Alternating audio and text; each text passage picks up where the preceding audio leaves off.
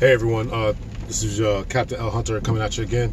I just kind of wanted to stop in for a couple minutes just to drop a jewel to you. I want to try to keep this under 10 minutes, but if it does go longer than 10 minutes, then just put it on YouTube. I'll probably put it on YouTube regardless, but obviously for the 10-minute mark for those Instagram watchers. So I watched the video a little earlier, and I want to talk a little bit about how de-escalation is a two-way street, right? So I just finished watching the video on YouTube, doing some stuff just today, and just kind of happened to scrolling through YouTube and come across this video in which a commentator was talking about a situation that happened down in Texas, where a Texas officer goes on this guy's property and tries to take him into custody and ask him his name and all this kind of stuff. So I really kind of wanted to talk about that and see and just kind of give my opinion about this particular video.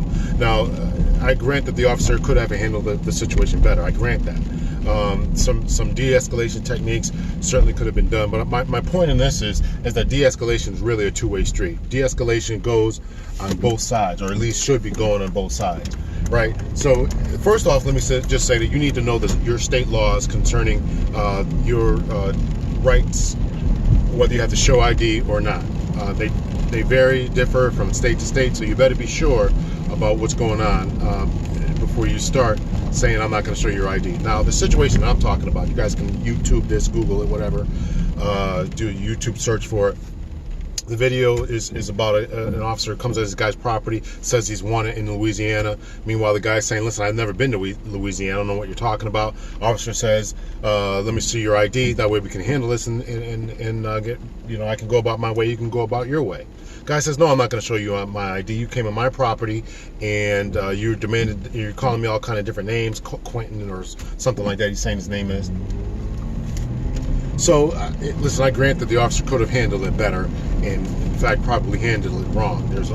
From a police officer standpoint, if any officers are watching this, there's certainly an officer safety measures that we could analyze and critique for days. So I grant that. Once again, my point is that this is a two-way street. Now, if you're going to refuse to show someone your ID, you have to ask yourself, to what end is that? What's the point in you not showing your ID? Do you have something to hide? Is it simply a matter of fact and a matter of point? Listen, this guy came on my property. I'm not the person he's wanted. Well, you have to remember the officer doesn't know that. Now, should he have known that before he came on your property? Absolutely, I get that. Should he have known who he's looking for? Had pictured this guy, right? In the video, a second officer shows up. They pull out their cell phone cameras, got a picture of the guy and all this kind of stuff. So, and it's not the guy that they want. Yes, it's wrong, and as a supervisor, if I'm looking at this, I have a lot of critiques of it, of the way that the officer handled the situation, and we could critique that for days. But we have to understand that certain situations really antagonize officers. They shouldn't, but they do, and many times that they raise the officer's level of suspicion, right? So if someone is refusing to comply, they won't show you ID, they won't they want to keep putting their hands in their pockets. Family members are gathering outside, causing more of a ruckus, saying, officer, get your hands off them, things like that. All that type of stuff is escalating the situation, and it's not helping the matter. The officer wants to go home safely, and I assume that any citizen wants to go home safely. And wants to engage with the police and be able to live to tell about it. The officers and citizens have the same rights and desires and all that kind of stuff. So I'm saying that de-escalation is a two-way street. We want our officers to take de-escalation techniques. We want them to go to these different classes about de-escalation. But we, as citizens, since I'm a citizen now, have to learn to de-escalate everything as much as we can. Okay, we comply now, we complain later, right? What does that mean? It means that we can give information as much as possible, assuming we don't have anything to hide, and let the officer go about his way. And I think that's the best way to handle these types of situations before they escalate to where physical force is being used. Pepper spray, tasers start coming out, dogs start being called, and all this kind of unnecessary kind of stuff. Now, unfortunately, this particular video that I'm talking about, everything worked out well. But it could not have, right? The officer could have got more upset.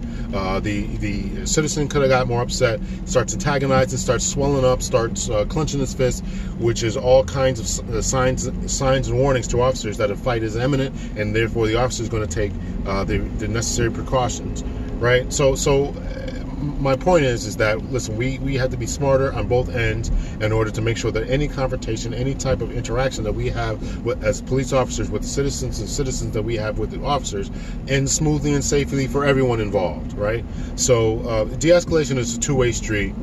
Understand that you have, yes, you have rights. You have rights to stand on your property. You have a right not to be accosted. You have a right, as another video that's gone viral about a couple of Montana officers just walk into some woman's house, and the woman starts going irate and ballistic. You know, she's upset, and rightfully so.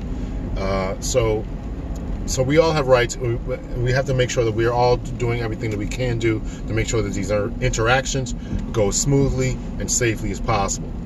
So that's it right now. So if you don't have anything to hide, give your ID.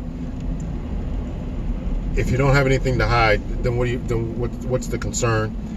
Even if sometimes if you don't have anything to hide, and I understand the point. Listen, I'm in my own home, my own property, and I don't want to show ID, right? This officer is wrong in what he's doing, and he needs to be called out for his wrong-headedness, or his wrong-spiritedness, or his wrong way that he's gone about this interaction. I get that. I really do understand that point of view. But I'm asking, and I'm suggesting that we do things smart, and that we do things in order to make sure that everyone is safe and sound and all that kind of stuff. So think about what you're doing. Make sure that the end justifies the means of what we're doing. Make sure that your point can be made clearly and plainly, right? Comply now, complain later. I know that may be controversial to some people, and some people in certain communities may be fed up with what they consider to be police overreach and police overreach and police overreactions. So I get that. So it is what it is. But I think that these interactions can go a lot more smoothly, and a lot more safely if we think about what we're doing and think about the end, about what's going on. So that's it for now. Thanks for tuning in. This has been Captain Hunter, and I'll see you guys next time.